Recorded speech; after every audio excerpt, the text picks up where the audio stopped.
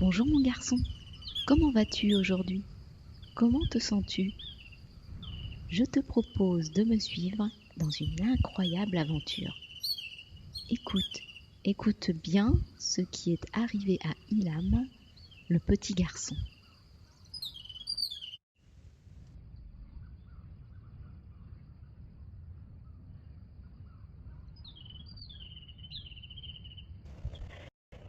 Ilham habite à Métropolis, une très grande ville de la bordure extérieure du système planétaire Orionis.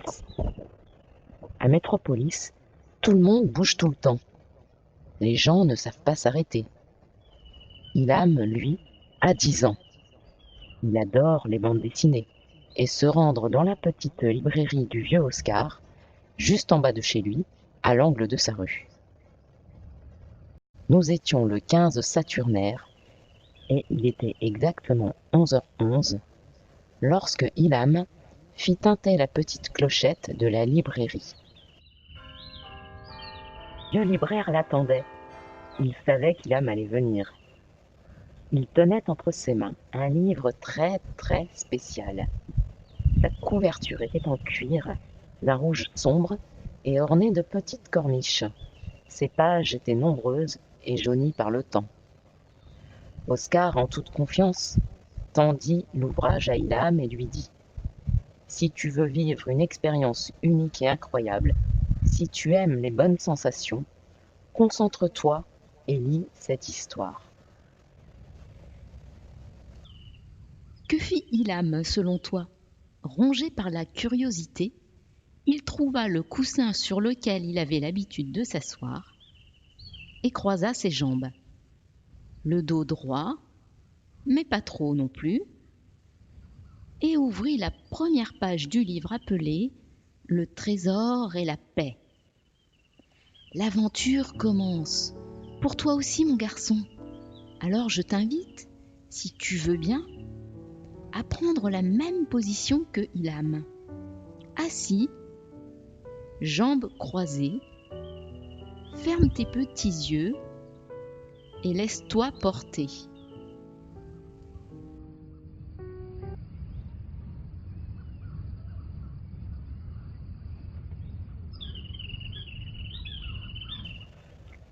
Il était une fois une planète toute verte, avec beaucoup d'arbres, de l'herbe, des fleurs jaunes et des fleurs blanches, et aussi beaucoup d'autres fleurs avec des couleurs préférées.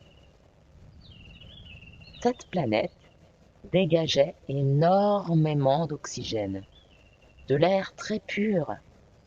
Elle respirait. Là-bas vivaient des créatures herbivores à plumes, duveteuses et dorées et extrêmement gentilles. Elles étaient gardiennes d'une capsule spatiale magique entièrement fabriquée en or. Cette planète était bien connue des scientifiques. Elle occupait la 6e place du système d'Orionis.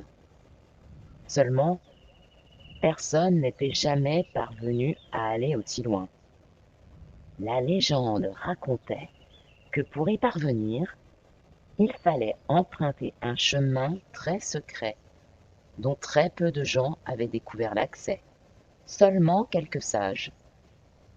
Alors, je ne vais pas te dévoiler le secret, car tu ne pourras tourner les pages du livre que si tu découvres toi-même le chemin. Toi qui lis ce livre, concentre-toi bien sur les indices que je vais te donner. Les scientifiques avaient retrouvé un morceau de bois très ancien sur lequel était gravée cette indication. Pour trouver le chemin vers cette planète de douceur, suis ton intuition. C'est la petite voix qui est à l'intérieur de toi et qui te parle. L'intuition sait comment faire. Elle ne donne la clé qu'à une condition. Il faut commencer par s'écouter. Tout le monde, tous les scientifiques, le maire de la ville, les associations de recherche, bref, tous s'étaient penchés sur cette phrase, sans vraiment comprendre sa signification. Même Oscar ne voyait pas. Mais il savait que seul un enfant pouvait y parvenir, car les enfants sont tous innocents et sont les seuls êtres du système planétaire d'Orionis à pouvoir rester immobiles. Mais toi qui lis ces pages, tu vas peut-être trouver, disait le livre. Ilham était très intelligent. Il ressentait ce message comme une évidence. Il se posa la bonne question. Comme je m'écoute, qu'est-ce que j'entends au fond, se demanda-t-il. Toi, mon garçon, fais comme Ilham. Qu'est-ce que tu entends? Concentre-toi bien et détends ton visage. Ta bouche va s'entr'ouvrir légèrement. L'air qui entre dans tes narines et qui sort par ta bouche. Prends 3 bonnes inspirations profondes et prends le temps. Ressens-les bien. Puis fais sortir cet air chaud par ta bouche. Expire tout à fond. Ça y est, c'est à ce moment-là, juste à la fin de la 3e fois. L'expiration, tu sais, juste avant de reprendre de l'air à nouveau. Juste ce moment où tu as fini de jeter l'air à l'extérieur de toi. Tu sens? Il y a une petite lumière qui s'allume dans ta poitrine. En plein milieu. Elle est chaleureuse, comme un bon feu de cheminée en plein mois de décembre. Observe ce petit feu en plein milieu de ton cœur. Ça fait du bien. Ilham observe sa lumière. Il se retourne pour bien chauffer son dos. Il voit tout à coup un sentier d'herbe courte qui s'ouvre devant lui. Le chant des oiseaux l'accompagne. Il sent l'odeur des roses et de la vanille. Un léger vent chaud caresse son visage. L'envie monte en lui et son corps tout entier commence à scintiller comme des étoiles. Les doigts de pied, un à un, les mollets qui brillent.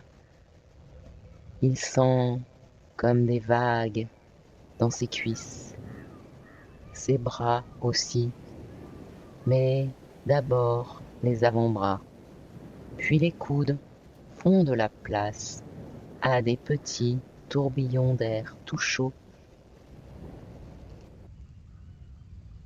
Mon garçon, est-ce que toi aussi tu sens la même chose? Tu peux faire comme un scan de ton corps pour vérifier. Commence par tes pieds, doucement, puis remonte le long de tes jambes. Si tu ressens ce qui se passe dans ton corps, toi aussi, tu vas trouver le chemin. Juste à cet instant, la clochette de la porte retentit à nouveau, en même temps que le grincement des charnières annonçait l'arrivée de 2 clientes dans la librairie. Ilham leva les yeux, sentit ses bras et ses jambes sortir de l'engourdissement. Il respira fort, comme quand on fait sortir des sanglots. Oscar tourna son regard protecteur et rassurant vers lui, en lui souriant. Rien de bien méchant, pensa-t-il, mais la page suivante du livre ne se tourna pas.